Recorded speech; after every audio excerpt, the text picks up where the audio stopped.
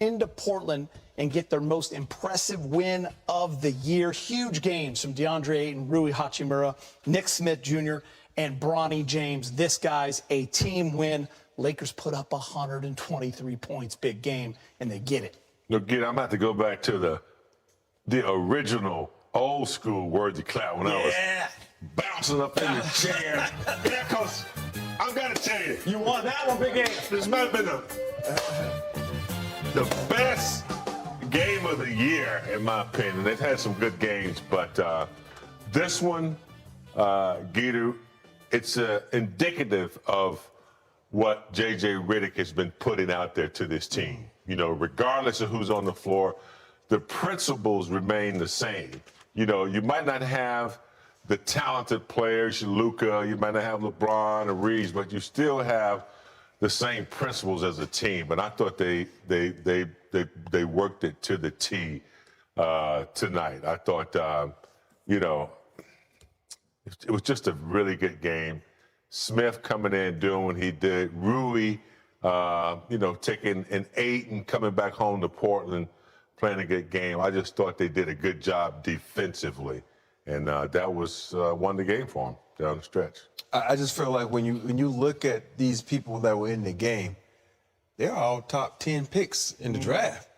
So they probably saying, oh, this is what we can do if you let us play. And you look at the way Smart kind of kept everybody under control. You know, they had a little problems bringing the ball in, and Smart said, let me take it upon myself to bring it up, get us in position. You look at what Ayton was able to do inside. I think Ayton probably knew everybody he was going up against because of all the days in practice. But you look at Nick Smith coming up, you know, Jr. coming off the bench, play with no fear. Just going out there and dominate. You know, a couple of shots, I was like, is he? Oh, yes, he did. Oh, he made that. Yes, he did. And so that's what you got to have. You got to play with no fear. I talked about playing with, you know, fear, you know, playing fearless and playing with a lot of speed and playing really playing really great. So this was just an exciting game to watch from beginning to end.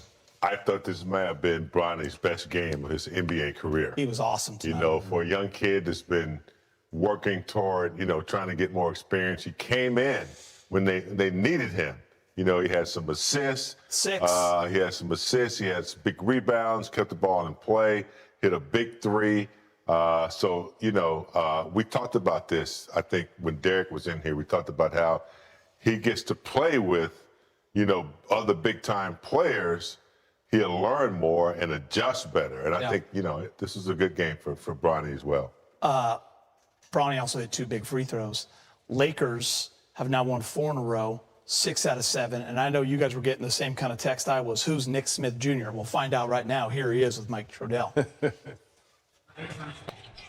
Get sick more often, Nick Smith Jr. Bring up the guy's sickness on TV. He's had a big game. 25 points. Getting light. 25 points, 10 of 15. He was 5 of 6 from 3. If you look at his box score, he had...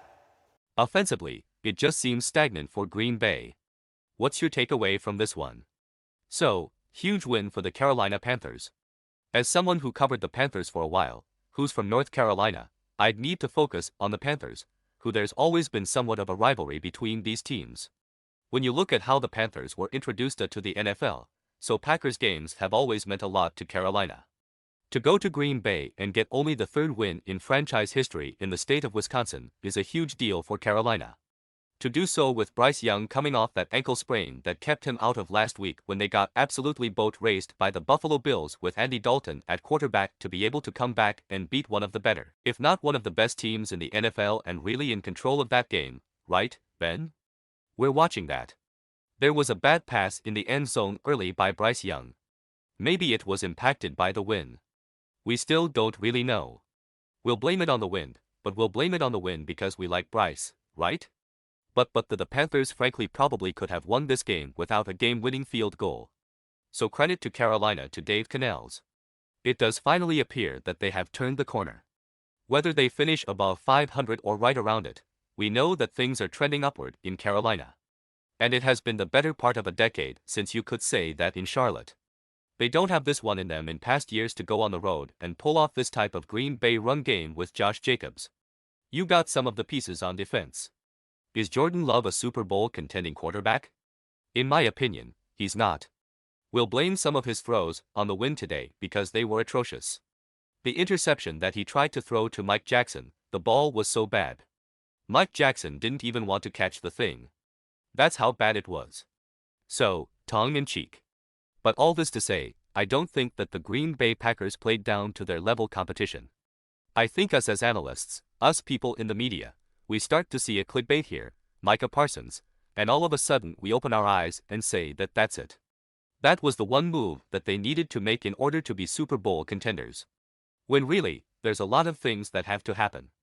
Jordan Love has to get better as a passer. Your pass catchers have to get better at catching the ball. You need to be able to have a harmonious balance between the run game that is great with Josh Jacobs, and the pass game as well. And right now, the Packers don't have it. Then, when that second contract comes along and you're playing for 50, 55, wherever it may be, we stop using the word development. Where does Jordan Love still need to develop as a passer? You're looking at the wrong guy when you're talking about what do we need to do when we make $50 million. I'm the furthest thing away from that possible in my career. But I just want to highlight earlier in the season, right? It was the Browns game. It was the interception late at the game that you felt like the Packers were just letting some of these teams hang in the game. Today was the exact same thing. Damon, you highlighted the drop interception in the end zone. I want to go to the interception earlier in the game where he tried to throw a post to Christian Watson. There were 3 guys down there. The safety was the one that ended up, picking it off. But for Jordan Love, Musa, if you don't mind, I'd like to ask the table a question. I mean, I'm the new guy here, so I want to miss. Has Jordan Love at any point since signing that second contract, is there any play in your mind that says that's why they paid him that money? I will say we were sitting at this desk on Sunday night last week and he went toe-to-toe with Aaron Rodgers and that Steelers defense and won the game and played really well, and you could argue they won because of him. So talking about that signature moment, that envy, that Heisman moment, if you will. To Damon's point though, the box score tells a different story than some of those throws, and you even pointed that out. The Tucker Kraft that could have been an OPI, the jump ball down the field. That's right. He's leaving something to be desired.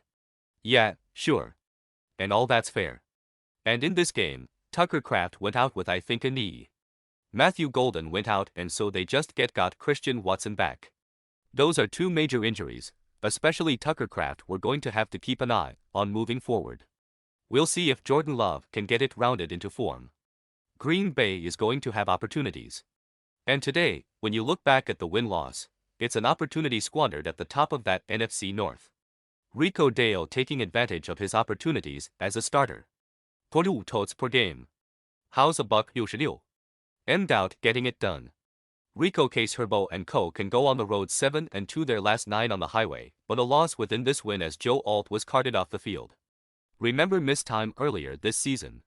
So we do have a sample size without, and it's not what you want to see. So Herbert's task going to get taller, the hill steeper to climb. Back in studio with the guys to offer some thoughts, and I want to start there.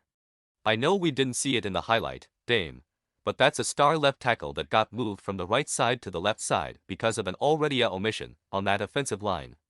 They've dealt with it already, but what does this suggest moving forward if Joe Alt is out again for a significant amount of time? You've just got to reshuffle, reorganize, see who can play the spots, who's going to be your best right tackle through your left tackle. That's what the Chargers have to do. They've been plagued with injuries. It goes even further than the offensive line. No Amarian Hampton, no Najee Harris. It seems like Justin Herbert is always dealing with things like this, whether it's injuries to his teammates, not having the guys. I mean, we know Quentin Johnson had a lot of drops last season, but at the end of the day, Justin Herbert is still stringing together good performance after good performance and winning football games. So, they're going to have to figure out what they're going to do on this offensive line, who goes where, how you're going to have to get some guys in positions they maybe never played before. But when you've got a guy like Justin Herbert behind you, that gives a lot of guys confidence. Then, it is always easier said than done to plug another piece and try and move forward. Do you sense a different clock in Justin Herbert's head when he doesn't have his piece on the left side? 1000%. I mean, the ball starts and stops with this offense at least the last couple years. How do we try to find a way to protect Justin Herbert, right? And all of a sudden, left tackle goes down, right tackle questionable to come back today. So, I know Herbert shouldn't be thinking about that, but internally every time you go out there, it's got to speed up just a little bit, right? Knowing that there might be some uncertainty on your edges.